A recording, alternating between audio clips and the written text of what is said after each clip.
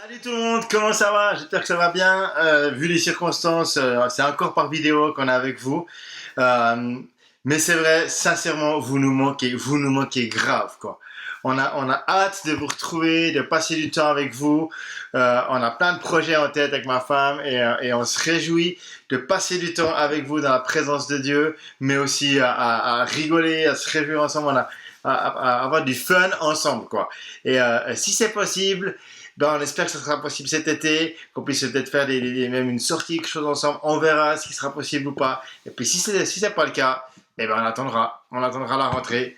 Mais en tout cas, on a trop hâte de vous retrouver puis de faire des choses avec vous, quoi. Donc voilà. En tout cas, j'espère que vous allez bien. Faites-nous des petits WhatsApp, des petits mots. Faites-nous des petits messages. Si vous voulez partager avec nous, vous pouvez nous appeler et tout. On est vraiment dispo pour vous. Donc n'hésitez pas à nous contacter si vous avez des petites questions, si vous avez besoin de prière et autres. Ça commence à faire long ce temps-là. Je sais pas si vous êtes tous retournés à l'école ou pas. Je sais pas comment ça se passe pour vous. Bon, je sais que certains comme Noah, tu fais l'école à la maison. Mais voilà, dites-nous comment ça se passe. Et puis ça peut prier pour vous si jamais on est dispo pour vous. Donc n'hésitez pas, quoi. Donc voilà. Maintenant, ce week-end, c'est l'Ascension. Et j'avais à cœur de vous parler de l'Ascension. Donc l'Ascension, c'est quoi? L'Ascension, c'est après Pâques. Ouais, c'est après Pâques. C'est combien de temps après Pâques? 40 jours après Pâques. À Pâques, Christ est ressuscité. Oui, Christ est ressuscité à Pâques. Il a vaincu la mort. Il est ressuscité pour de bon en chair et en os. Pas qu'en esprit, il est vraiment ressuscité en chair et en os. Et donc pendant 40 jours, Christ ressuscité, Christ de gloire, vit avec ses disciples, passe du temps avec eux, mange avec eux, les enseigne encore sur les mystères du royaume de Dieu. C'est comme si Christ commençait à les préparer pour une nouvelle saison pour eux, en passant du temps avec eux. Et les disciples ne savent pas combien de temps ça va se passer, mais ils en profitent certainement en max, quoi. Et voilà qu'après 40 jours, alors qu'ils sont là en pleine nature, en train de se promener, Christ leur dit, il est temps que j'en aille. Et là, les disciples, attends. Tu es ressuscité, tu as vaincu la mort, tu es plus fort que la mort, maintenant c'est bon, tu es avec nous, quoi. Puis Jésus dit, non, il est temps que je m'en aille, et je vous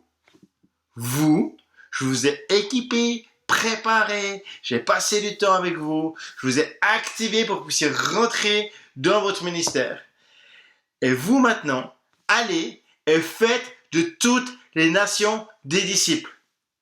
Baptisez-les, enseignez-les, manifestez la puissance de Dieu, chassez les démons. Peu importe ce qu'on fera contre vous, rien ne pourra vous faire du mal, parce que là où est l'Esprit du Seigneur, là est la liberté. Et puis parce que moi je suis avec vous, parce que moi je vous remplis, et puis je ne vais pas vous laisser être écrasé par la puissance de l'ennemi. Donc je suis avec vous, mais allez-y, faites de toutes les nations des disciples. Moi je vous envoie, moi je vous libère.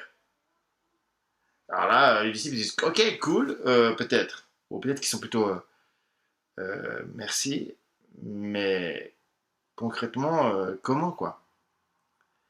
Et donc, en fait, qu'est-ce qui va se passer? Eh bien, Jésus, à ce moment-là, une fois qu'il aura dit ça, il s'en va. Il s'en va comment? Il monte au ciel, il s'élève et il traverse les nuages, il traverse le ciel terrestre, il traverse ce que nous on peut voir d'une manière humaine pour rentrer dans la dimension céleste. Mais il rentre pas qu'en esprit, en chair et en os. De son corps glorifié, son corps ressuscité, mais il est là, en chair et en os. On peut le toucher, c'est physique, parce qu'il monte en esprit comme cela. Et il arrive dans la salle du trône, et il s'assied à la droite du Père, il siège à la droite du Père, et qu'est-ce qu'il fait? Il intercède pour nous, il plaide pour nous, il défend notre cause, et il va dire, je suis leur avocat qui plaide pour mon peuple. Mais en plus que ça, je suis la victime qui ai payé le prix pour eux. Je suis mort pour eux, j'ai payé le prix pour eux. C'est moi je suis plus qu'un avocat, je suis celui qui paye pour eux. Je suis celui qui les libère. Je suis celui qui prend la faute sur moi. Et Christ va défendre notre cause au ciel. Donc Christ, il est monté en gloire à l'ascension pour nous défendre dans la dimension spirituelle face aux attaques du diable, face aux puissances spirituelles. Il siège pour nous. Et en même temps, les disciples, eux, ils sont en bas sur terre. Et là, ils attendent. Ils attendent que quelque chose se passe. Donc, à l'ascension, depuis le jeudi de l'ascension, les disciples, qu'est-ce qu'ils font? Ils prient. Parce que Jésus leur a dit, je vous enverrai le consolateur. Et donc, ils prient et ils attendent le consolateur. Ils ne savent pas à quoi ça va ressembler. Mais Christ a dit qu'il allait venir. Et pendant 10 jours, les disciples vont se retirer dans la chambre haute, vont prier, adorer, louer et attendre. Et à ce moment-là, le consolateur va se manifester, non pas comme eux ils l'imaginaient. Parce que certainement que quand on vous te dit un consolateur, tu imagines celui qui va te consoler, tu vas pleurer dans ses bras, et puis il est bon, et puis il te console, et puis là où tu es triste, il te fait du bien, puis il te plie ton chagrin, et puis il va partir gentiment. Eh bien, le consolateur, il n'est pas là pour qu'on puisse pleurer dans ses bras, forcément, à ce moment-là. Il vient les remplir de joie. À tel point que les gens à la Pentecôte vont dire, mais vous êtes ivres. Et ça, c'est la Pentecôte. Ils sont remplis de joie. C'est ce qu'on va vivre dimanche prochain. Ils sont remplis de joie, d'une joie surnaturelle. Les gens ne comprennent pas ce qui se passe, mais en plus que cela, ils se mettent à parler dans d'autres langues qu'ils n'ont pas appris.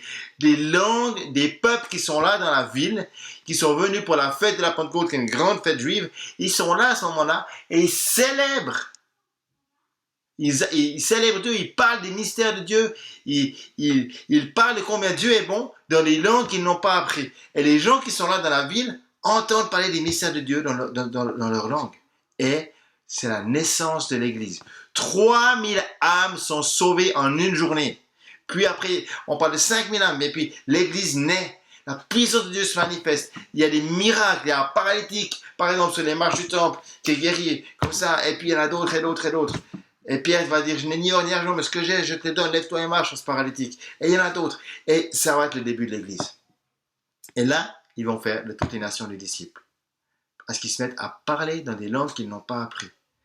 Donc là, je vais parler un peu de la Pentecôte aussi. Et en fait, l'ascension, c'est quand Dieu t'envoie en mission. Et la Pentecôte, c'est quand Dieu t'équipe. C'est quand Dieu te libère avec son esprit. Alors j'ai envie simplement de vous dire, maintenant les amis, là c'est l'ascension. Quelle est la mission que Dieu te donne?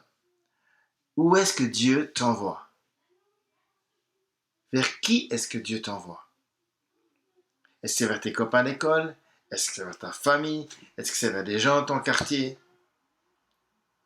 Est-ce que c'est vers un cousin, un oncle, une tante? Vers qui est-ce que Dieu t'envoie? Demande au Seigneur. Et après, prends du temps à adorer Dieu, à prier, à chercher Dieu pour qu'il te donne son équipement pour être un témoin. Franchement, les disciples, ils ne pensaient pas qu'il ne mettra à parler dans d'autres langues.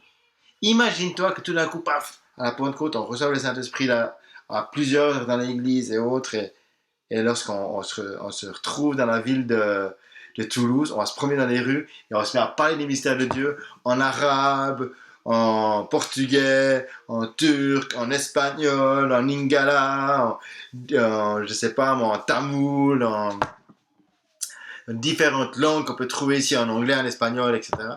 Il y a plein de langues qu'on peut trouver ici à Toulouse et qu'on parle des mystères de Dieu et que les gens se tournent vers Dieu à cause de la puissance, qu'on voit des guérisons, qu'on voit des miracles. Ça, c'est la Pentecôte. Mais d'abord, il faut connaître quelle est notre mission. Vers quoi est-ce que Dieu nous envoie? Et même si tu es un enfant, même si tu es un ado, peu importe l'âge que tu as, Dieu t'équipe pour la mission. Et tu peux voir Dieu agir puissamment.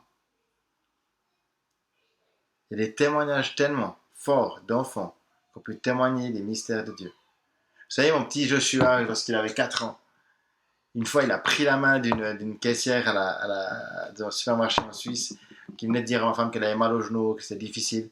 Il lui a pris la main et il lui a dit « Regarde, Jésus, prends ton bobo. » Et il s'en va, il part jusqu'à Jérusalem. C'est tout chou, un petit garçon de 3-4 ans. Mais cette dame, elle était guérie du genou, complètement, à cause de la foi de cet enfant. Est-ce que tu as la foi pour croire que Dieu t'envoie et Dieu va t'équiper? Voilà, ça c'est l'ascension. J'aimerais prier pour toi, te bénir et libérer sur toi en temps d'intimité avec Dieu, où Dieu te parle, où Dieu t'équipe, où Dieu parle à ton cœur, où Dieu te montre ce qui est bon pour toi, qu'est-ce qu'il attend de toi, qu'est-ce qu'il veut vivre avec toi, et vers qui est-ce qu'il t'envoie surtout. J'appelle sur toi dans cette semaine-là jusqu'à Pentecôte, en temps de la présence de Dieu, en temps de l'intimité de Dieu. Et j'ai prié pour que dimanche prochain, à la Pentecôte, tu puisses vivre un temps fort dans la présence de Dieu. Qu'à la Pentecôte, tu puisses vivre un temps où Dieu t'équipe. On n'est pas au jour même, mais je prie pour que dans ce temps qui est là, il y ait ce temps où tu cherches Dieu pour que Dieu te montre quelle est ta mission et que Dieu puisse t'équiper pour entrer dans cette mission. Amen. Que Dieu te bénisse, que Dieu vous bénisse tous. On se réjouit pleinement de vous voir. Vous êtes précieux pour nous, on vous aime, on t'aime et on se réjouit d'avoir de tes nouvelles, de vos nouvelles à tous. Et à très bientôt. Bye bye.